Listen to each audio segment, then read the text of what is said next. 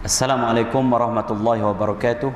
Alhamdulillahi rabbil alamin, wassalatu wassalamu ala asyrafil anbiya'i wal mursalin wa ala alihi wa sahbihi ajma'in. Rabbi shrah li sadri wa yassir li amri wahlul 'uqdatam min lisani yafqahu qawli.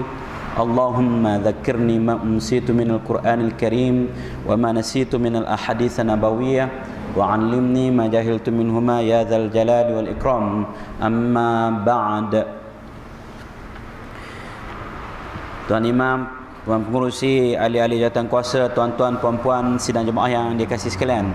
Jadi alhamdulillah, syukur yang tidak teringanya kita panjatkan kehadrat Allah Subhanahu Wa Taala di atas limpah kurnia, nikmat yang terlalu banyak yang dianugerahkan kepada kita.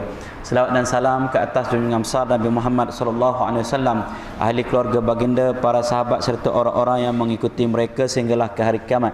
Jadi alhamdulillah pada malam yang mulia ini kita berada di satu majlis yang sangat mulia, majlis ilmu, dan keuntungan berada di majlis ilmu ini ialah yang pertama sekali dapat rahmat daripada Allah Subhanahu Wa Taala, kerana Allah utuskan para malaikat rahmat. Mereka itu akan menebarkan sayapnya bersusun-susun sehingga ke langit sana, menurunkan, membawa rahmat pada kita, dan insya-Allah kita akan dapat berkat, kita akan dapat nasihat, kita dapat ilmu, kita dapat panduan. Kalau kita dah tahu pun kita dapat tazkirah, kita dapat ingatan, dan tazkirah itu akan menguntungkan kita, mengingatkan kita di dunia ini sebagai panduan kita untuk kita beramal.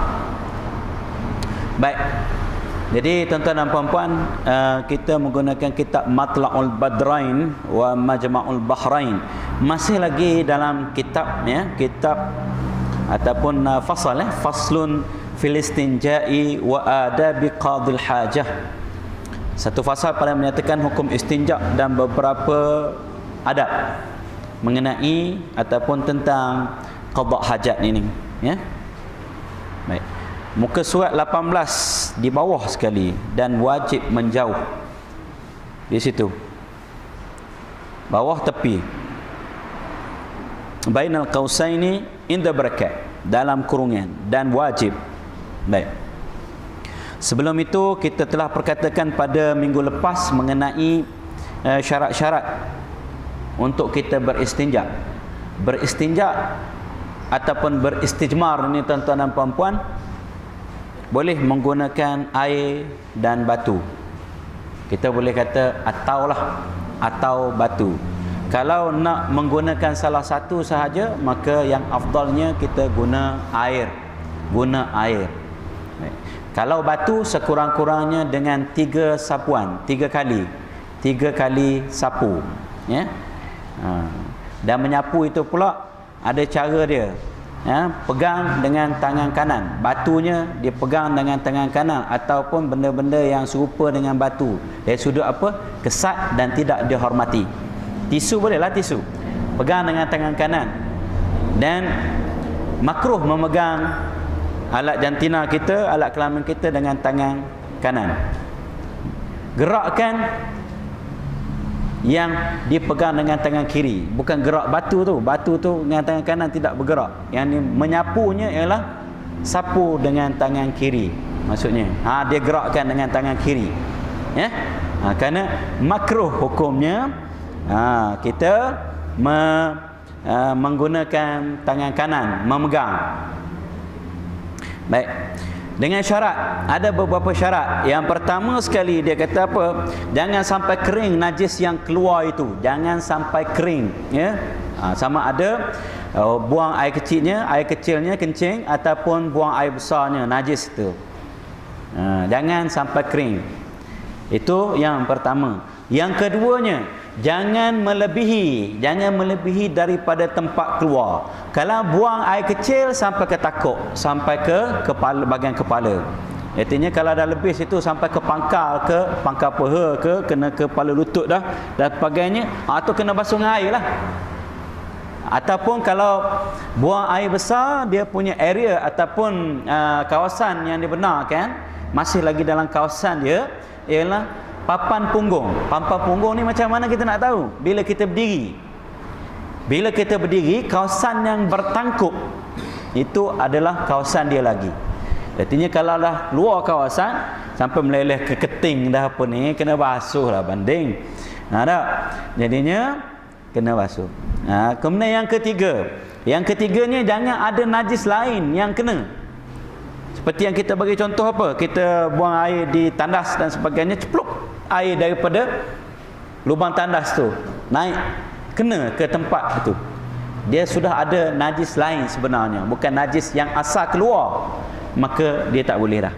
Ataupun paling-paling tidak dia kata ada benda basah. Ada benda basah yang suci, air kena ke situ, maka dia tak boleh dah. Dia mesti asal dia, dan jangan kering.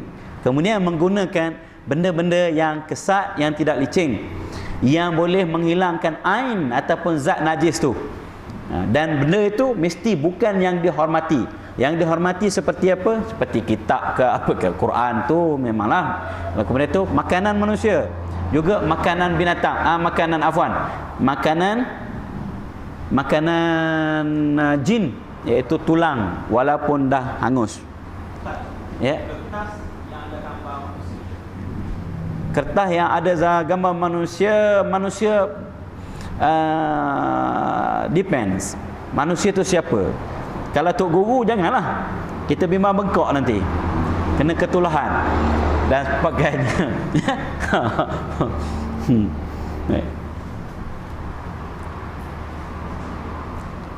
Tengok dia punya motif dia.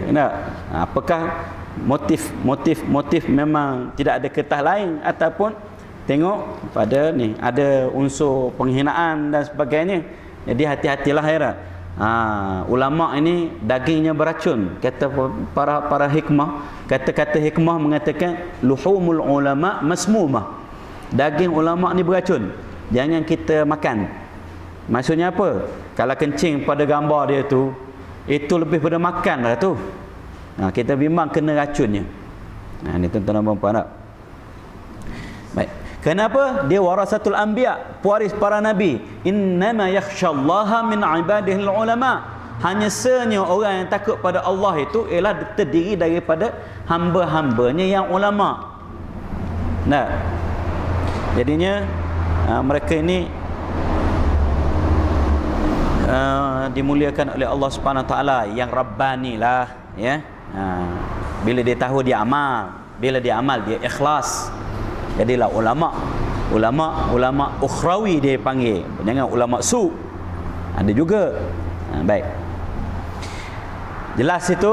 Dan wajib di sini tak? Dan wajib menjauh orang qada hajat menghadapkan kiblat sekarang ini, iaitu Kaabah.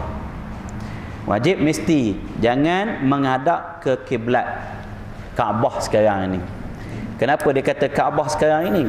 Kerana kiblat sekarang ini, kerana dulu pernah Nabi SAW di awal-awal hijrahnya, Nabi SAW menghadap ke Baitul Maqdis selama 16 bulan. Seperti hadis diriwayatkan oleh Bukhari dan Muslim, 16 bulan Nabi menghadap ke Baitul Maqdis. Jadi kiblat yang ada sekarang ni, kita apa dia? Kaabah. Apa hukumnya? Haram. Berdasarkan kepada hadis Nabi SAW, idza ra'aitumul gha'ita fala tastadbirul qiblata wala tastakbilul qiblata wala tastadbiruha walakin syarriku wa gharribu. Hadis sahih riwayat Imam Bukhari. Imam Bukhari ya. Apabila kamu mendatangi ghaib, artinya kamu nak buang air. Ghaib ni kita beritahu dah dulu tak? Ghaib ni asalnya ialah tempat yang rendah. Biasanya orang pergi ke situ zaman-zaman dulu buang air. Pergi cari tempat rendah. Bila tempat rendah ada tinggi, jadi tak nampak lah. Orang tak nampak. Ghaib asalnya. Dan boleh juga merujuk kepada yang keluar. Yang keluar tu maksudnya najis lah. Ghaib, ya. Jangan kamu menghadap kiblat dan jangan pula membelakangkan kiblat. Tapi gharribu, menghadaplah ke barat, wasyarriku, dan menghadaplah ke timur. Maksud menghadap barat timur ni timur Madinah. Kerana hadis ini diucapkan di Madinah, maksudnya timur Madinah. Bukan barat kita. Menghadap, yang pentingnya jangan menghadap ke kiblat. Haram hukumnya, ya. Ya. Hak dalam tandas tak apa. Dia akan cerita di bawah ni. Kalau tempat itu dikhususkan untuk buang air, tak apa pula. Dia ada syarat-syarat dia nanti lepas ni. Bukan setakat mendepani, menghadap dan membelakangkan dia pun tak boleh. Menghadap ataupun membelakangkan kiblat. Kenapa? Kiblat itu arah yang mulia. Arah yang mulia. Jadi dilarang. Nak meludah pun Nabi SAW larang meludah ke arah kiblat. Iaitu yang apa ini, orang-orang tua kita pun jaga, misalnya dia nak melunjuk pun dia tidak melunjuk ke arah kiblat. Kerana kiblat ni arah yang mulia.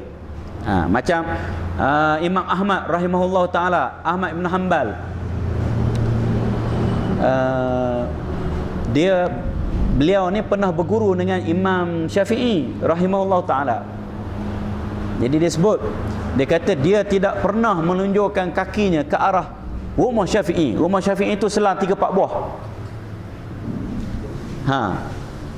Tak pernah menunjukkan kakinya ke arah rumah Syafi'i. Rumah Imam Syafi'i. Waktu itu Imam Syafi'i berada di situ. Jadi bayangkanlah, arah rumah pun dia tak ulur. Kalau arah kiblat, arah rumah tok guru dia. Tu sebab itu berkat. Kita tengok Imam Hanbali ni, mazhabnya tersebar seluruh dunia.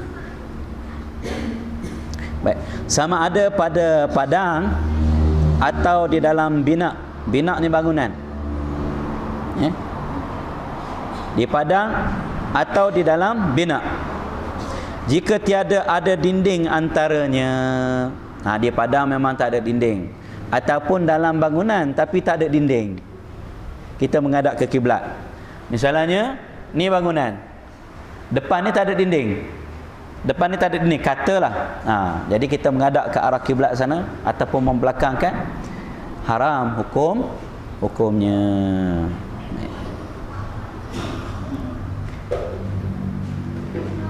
Dan antara kiblat atau ada ia pada hal tiada sampai 2/3 hasta. Dan antara kiblat atau ada, kita silap berhenti sepatutnya. Jika tiada ada dinding antaranya dan antara kiblat, kita berhenti situ. Atau sambung pula, ada dinding, ada halangan, padahal tiada sampai 2/3 hasta. 2/3 hasta.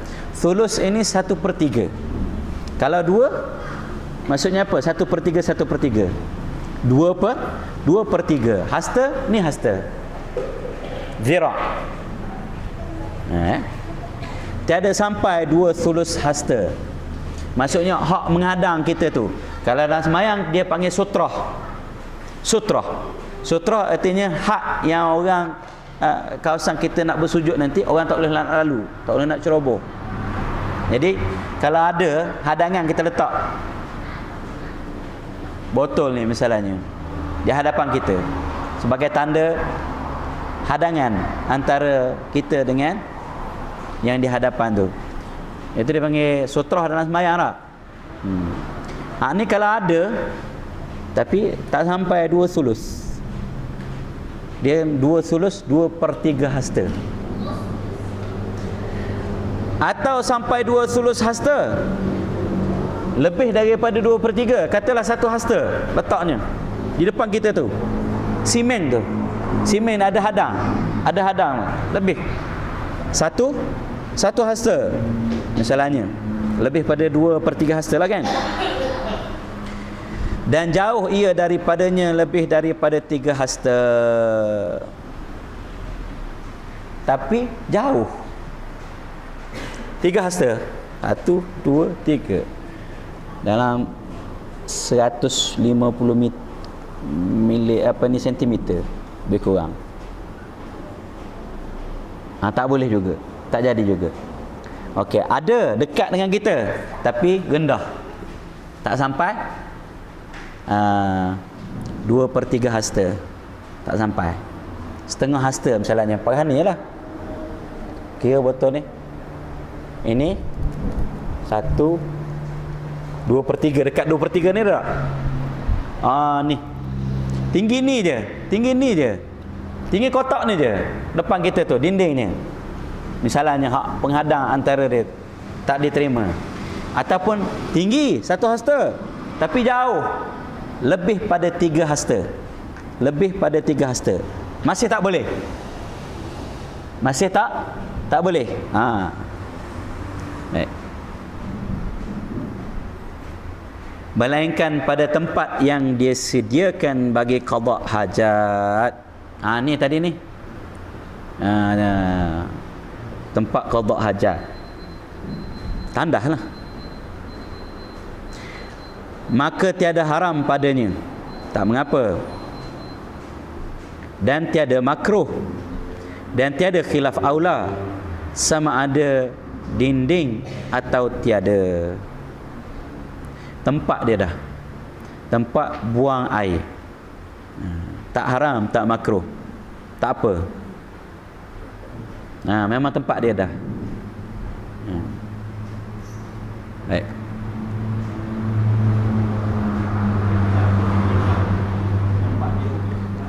Dia kata apa?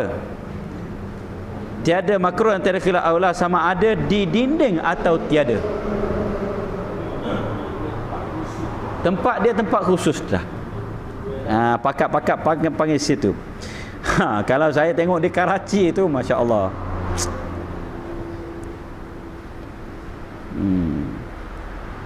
Buang air tepi jalan ni. Kita panggil, kalau di Karachi tu ada sabzi mandi, pasar dia, pasar sayur dia. Ada tembok-tembok di tepi, sepanjang-panjang tembok tu tempat orang buang air. Tepi jalan. Kalau kita naik bas nampak menghadap ke dinding, hak yang duduk cangkung, dia pakai kurta, mudah dia nak tutup. Pasal dia orang tidur tepi-tepi jalan tu, mudah je tidur kalau musim-musim panas. Kalau tak katil kat, boleh tidur tepi jalan. Baik, hancin jangan kira lah. Baik. Itu dia kiblat ni, Kaabah ni tempat yang paling mulia. Awwalu baitin wudi'a linnas. Rumah pertama yang diletak, yang dia wujud di atas muka bumi ni ialah Kaabah tu. Dibina oleh siapa? Bukan Nabi Ibrahim bina. Nabi Ibrahim mengulang bina saja, membina semula. Yang binanya ialah malaikat. Kemudian dibina oleh Nabi Adam. Dibina pula anaknya Syis bin Adam. Lepas itu dibina oleh Nabi Ibrahim dan Nabi Ismail. Mula-mula sekali. Dan Allah kesannya sampai sekarang lah di tapak itu. Itu dia. Dan masjid yang kedua, Masjid Aqsa. Masjid Aqsa, jaraknya dalam 40 tahun. Ni baik. Dan Masjidil Haram tu diharamkan, ataupun tanah haram Mekah itu diharamkan bermulanya bila wujudnya dunia ini, alam ini dijadikan haram dah Mekah itu. Kerana apa haram Mekah itu? Kerana adanya Kaabah. Itu mulianya Kaabah ni. Dan Kaabah ni walaupun orang jahiliah dulu mereka sangat muliakan. Dia tak buat rumah macam Kaabah. Dia nak masuk kawasan itu dia tangan selipar, tangan kasut. Dia nak tawaf tangan baju. Dia kata baju ni kotor. Telanjang. Orang-orang jahiliah dulu tawaf telanjang. Siang-siang lelaki, malam-malam giliran perempuan. Kenapa? Memuliakan Kaabah tu. Sejak daripada dulu lagi. Dan walaupun orang-orang jahiliah ni, orang musyrikin Makkah ni, mereka ini menyembah berhala, tapi mereka tak pernah sembah bangunan Kaabah tu. Maksudnya dibuat berhala juga tak.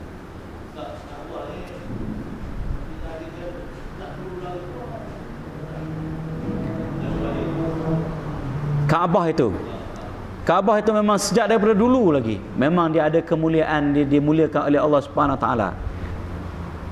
Dan Allah Subhanahu Wa Taala mengharamkan, mengatakan menghukumkan bahawa tanah Makkah itu sebagai tanah suci sejak wujudnya alam ini, kejadian alam ini. Dan kenapa dimuliakan sampai begitu sekali? Kerana Kaabah. Itu kedudukan Kaabah. Siapa yang bersembahyang di dalamnya, ada di Masjidil Haram, maka mendapat seperti 100,000 kali ganda.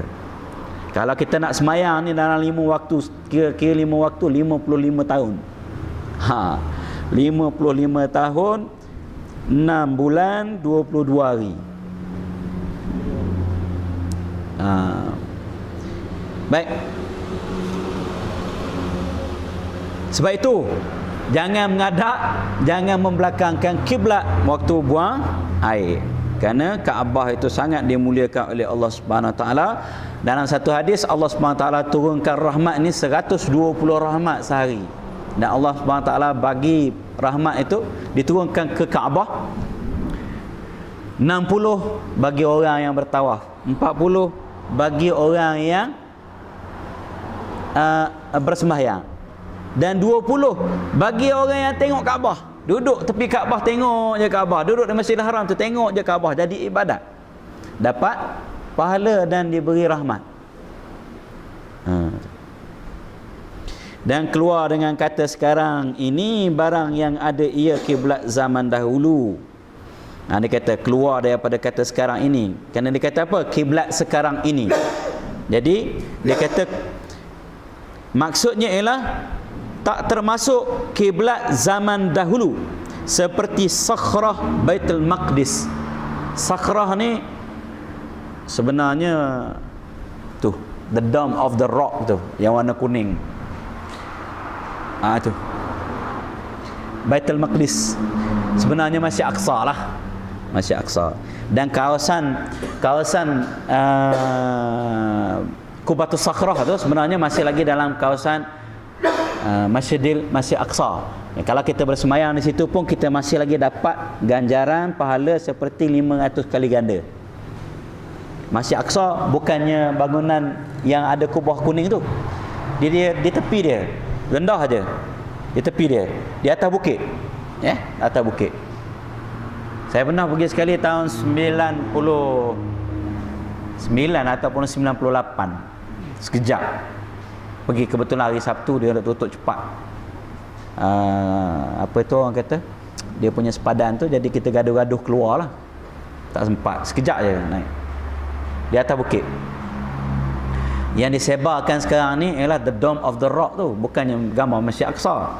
Yang ada di Taman Tamadun pun the Dome of the Rock tu, bukan Masjid Aqsa. Masjid Aqsanya di tepi dia. Tapi tapak itu adalah tapak Masjid Aqsa. Baitul Maqdis sebutannya, bukan Muqaddis. Baitul Maqdis. Muqaddis ialah orang yang memuliakan. Kalau Muqaddas harus Al-Muqaddas yang dimuliakan. Maka menghadapkan dia dan membelakangkan dia makruh. Ini dia kata al-qiblatul ula bagi umat Islam. Kiblat yang pertama. Berapa bulan Nabi sallallahu alaihi wasallam menghadap ke sana? 16 bulan. 16 bulan.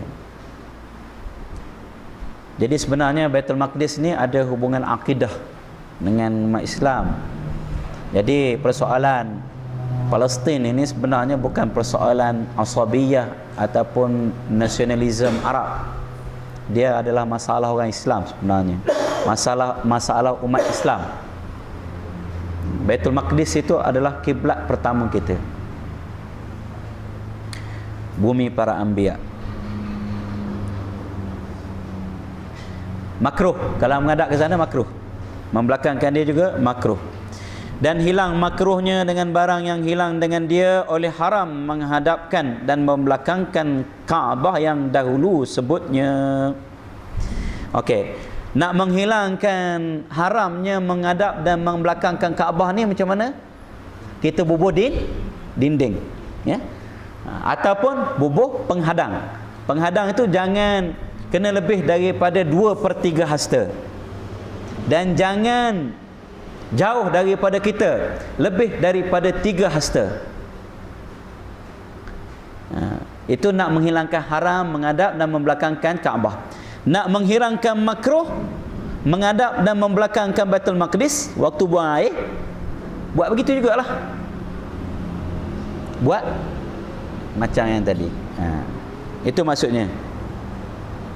Hilang makruhnya dengan barang yang hilang dengan dia oleh haram menghadapkan dan membelakangkan Kaabah yang terdahulu sebutnya. Dan sunat menjauh orang yang qada hajat kencing dan ghaib buang air besar.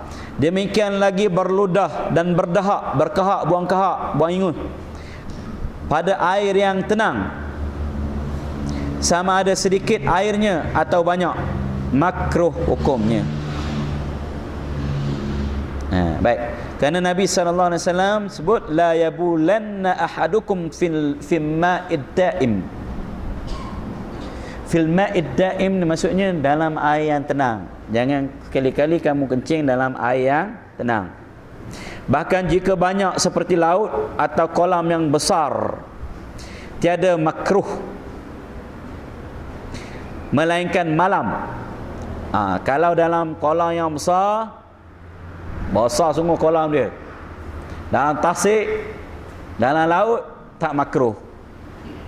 Kecuali kalau malam makruh, kerana air pada malam tempat kediaman jin. Malam-malam ada riwayat dia mengatakan dalam kitab Kifayatul Akhyar, dia kata malam-malam ni giliran jin menggunakan air. Wallahu a'lam. Hadis tu dipertikaikan sikit bawa lah botol-botol ke apa ke, nak mengelakkan daripada tu. Tak? Itu saya kata bawa botol tu. Saya bimbang kok ada hak yang tepi-tepi tu dia tengah berenang dia jentik sekali kak. Parok juga. Pada air yang mubah. Mubah ni air yang harus. Air laut tu air mubah lah. Air laut ni air mubah lah. Air sungai mubah lah. Air tasik besar tu tak ada siapa punya, Allah SWT punya kan. Manusia ni berkongsi 3, termasuklah air. Semua hak manusia. Tidak ada siapa yang boleh claim air tu air dia. Air tu air mubah maksudnya. Baik. Atau milik baginya, ataupun dia punya kolam tu. Besarlah kolam dia, ikut dia lah. Pandai-pandai dia. Baik.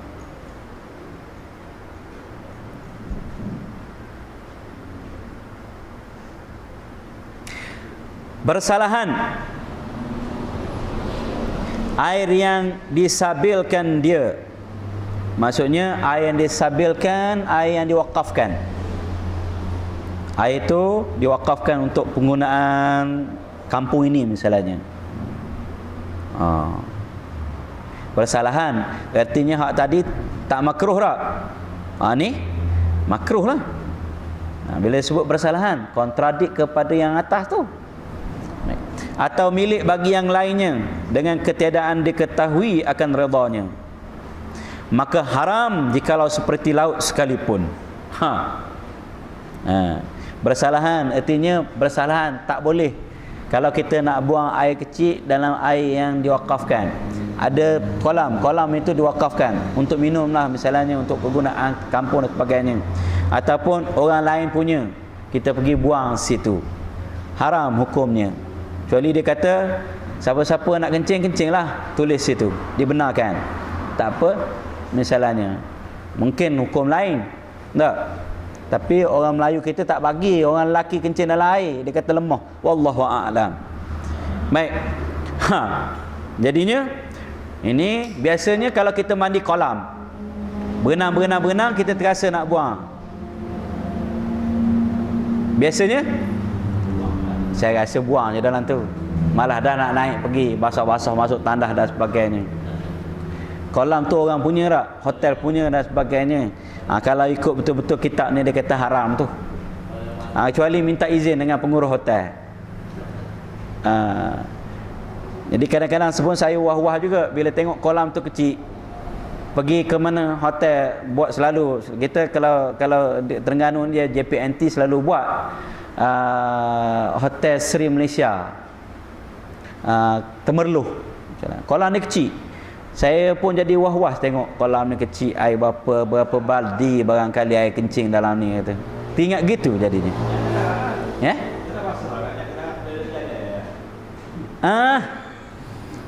Kau parok ni ada ni nanti dia berat ni. Masuklah tandas dah, masuklah tandas, tak ada masalah. Ada pun air yang berlari maka makruh pada yang sedikit daripadanya. Air yang mengalir lah tu berlari tu, dia terjemah daripada yajri, jara yajri. Jara yajri ni memang berlari asalnya, tapi kalau air gak kita tak panggil berlari, kita panggil mengalir. Ataupun awan bergerak dia panggil yajri juga, kita tak panggil awan tu berlari. Awan mengalir kita panggil awan apa? Awan berarak ke? Ikut tak? Tiada yang banyak. Tiada yang banyak artinya kalau air tu kecil je mengalir dia makruh. Kalau banyak sungai getih, sungai besut. Tapi jangan malam, dia kata malam makruh. Siang-siang tak apa. Zaman-zaman dahulu kita di Pahang, di Jerantut terutamanya, dia ada batang-batang balak yang disusun di tepi-tepi Sungai Pahang tu. Ada 2 ataupun 3 batang balak yang letak timbul, letak tempat membasuh dan juga tempat buang air sebenarnya. Sebab itu orang Pahang panggil jamban. Jamban ialah batang balak yang diikat di tepi-tepi Sungai Pahang. Jadinya buang air di situ. Baik.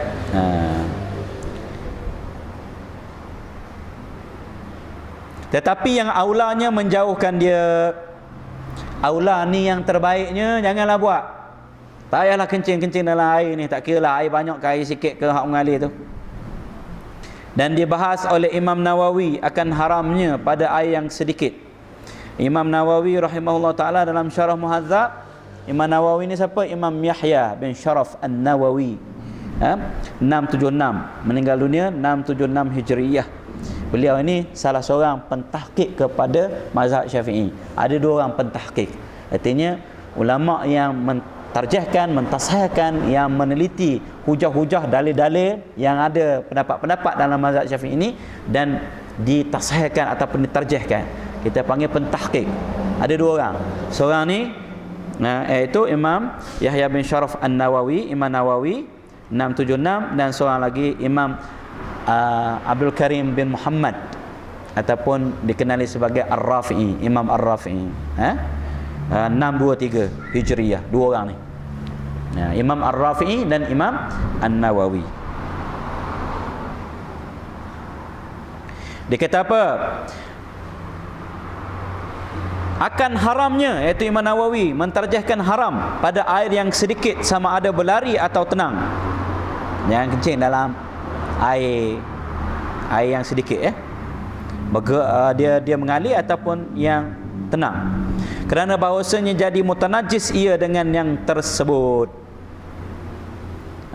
Jadi kalau air sikit kat, buang air kecil dalam tu, bau najis. Walaupun cukup 2 kolah, dia punya kencing dia tak tahu, power sangat barangkali, makan betai, campur dengan jering, campur kedah, 3 komponen yang ada, 1 ton drum bau. Walaupun cukup 2 kolah. Bila bau kan najis. Tidak menyucikan, najis, tidak suci lagi menyucikan. Wallahu a'lam. Kita berhenti situ insya-Allah.